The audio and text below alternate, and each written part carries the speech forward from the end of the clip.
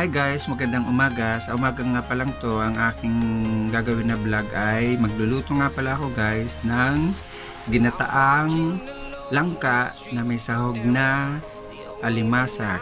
Ayan guys, yung aking alimasag. Medyo maliliit nga lang ang binili ko kasi medyo mahal. Ito guys, yung pangalawang piga ng gata na niyog. Ito naman ang unang piga. At ito naman, meron akong bawang. May bawang, may sibuyas, may luya, may sili, may magic sarap, at meron akong Knorr cubes. Ito lahat, siyempre maggugulay ako ng langka. Siyempre, hindi mabubuo ang langka kung wala talagang langka. Ito na siya guys, ang aking langka. Yan guys, hindi kasi sa lagayan, kaya yan. Ginataang langka ngayon guys, ang aking gagawin. Tara guys, samahan niyo ako sa aking pagluto ngayon sa umagang to. Let's go sa go.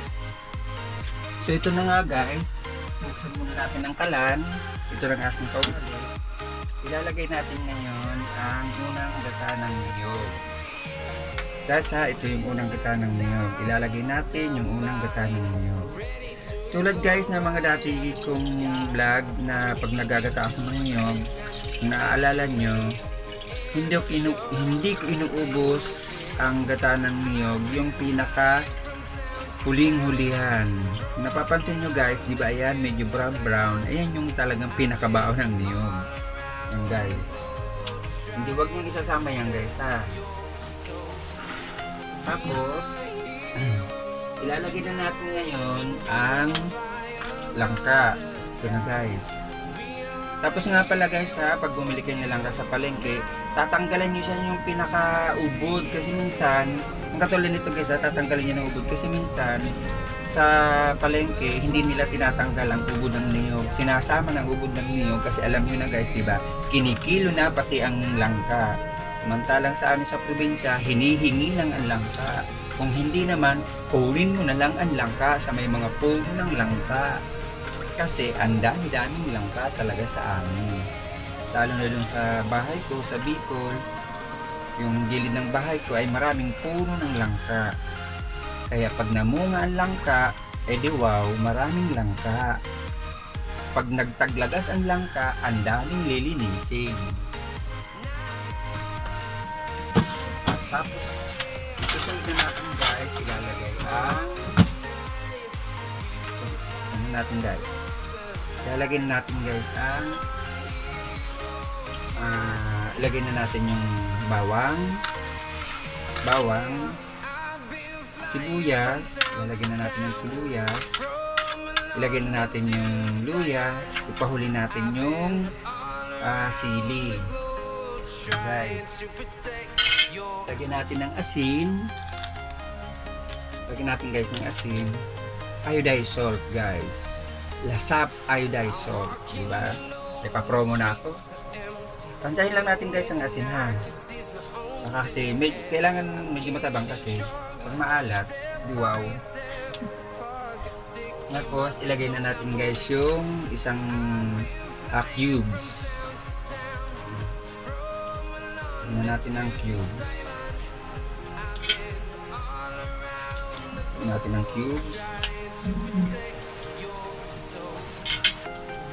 Lagyan natin ng magic sarap guys.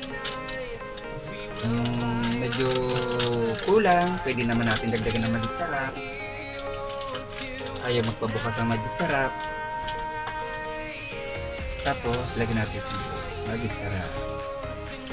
Ayan. Medyo pakulayin muna natin guys ang unang gata. Pakulayin muna natin guys. Takpan natin muna ng takpan muna natin. Medyo kulo-kulo na, saka natin ngayon isusunod ang alimasag. Ang takip. Nawawala ang takip.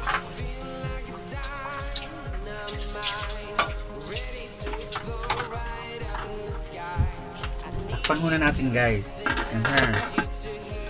Takpan muna natin.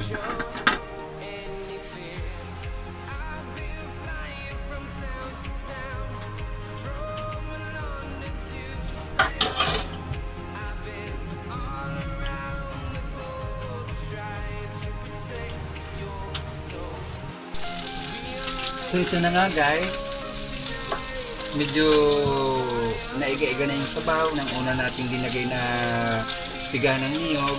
Medyo malambot na ang langka. Ilalagay na natin ngayon ang alimasag. Ilalagay na natin yung alimasag. Yan.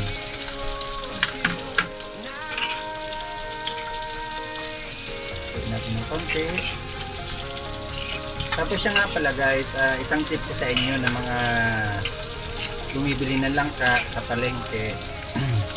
Hugasan nyo pong maigi guys ha. Alam nyo kung bakit sinabi ko sa inyo na hugasan nyo maigi. Natural hugasan natin ang langka. Pag tayo ay magugulay, kasi siyempre di natin alam kung anong pinagbabaran ng langka. Isang tip ko sa inyo guys, kung nahalata nyo po itong langkang linuluto ay masyadong napakaputi ng langka. Alam nyo kung bakit guys. Dati kasi nagtrabaho rin ako sa palengke at nagtitinda ng langka na mga ginayat na langka. Alam nyo kasi guys kung bakit napakaputi ng langka sa palengke. Diba kung tutuusin guys, ang langka sa probinsya pag ginayat mo ay medyo namumula. Lalagyan na natin guys yung chili. Alam nyo kung bakit guys puti ang langka rito sa Maynila, kasi po ang tubig na pinagbabaran nila ay may halong tawas. Kaya hindi po siya namumula ang langka dahil pag binabad niyo po sila sa tubig na may tawas at linagay niyo po ang langka, hindi talaga siya mamumula. Yan ang sekreto niyan guys sa langka. Pag ginayat mo at ititinda mo kinabukasan or ititinda mo mamaya, ginayat mo ng gabi, lagyan mo po ng tubig, ang tubig ng tawas, hindi po siya mamumula ang langka. So ito na nga guys, ilalagay na natin ang pangalawang gata ng langka. Yan guys binigyan ko kayo ng tip kung bakit ang langka hindi siya namumula. Katulad ng una guys, huwag natin isasama yung pinaka dulo ng sabaw ng niyog kasi nga siya ay may halo na siyang baon.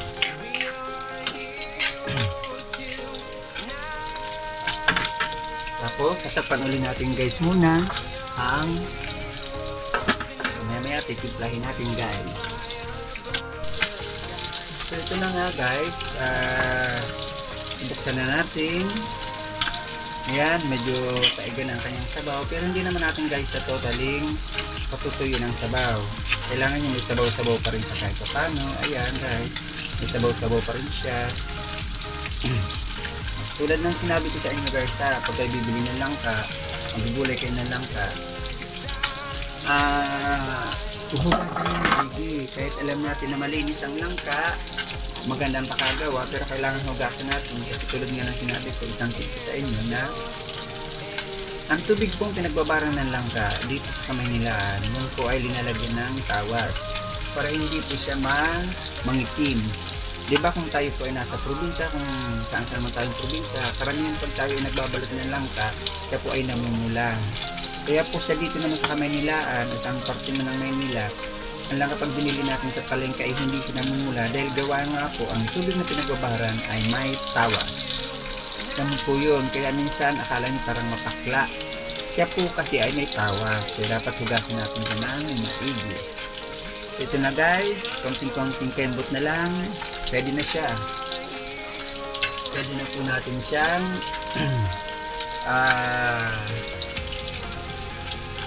pwede na po siya.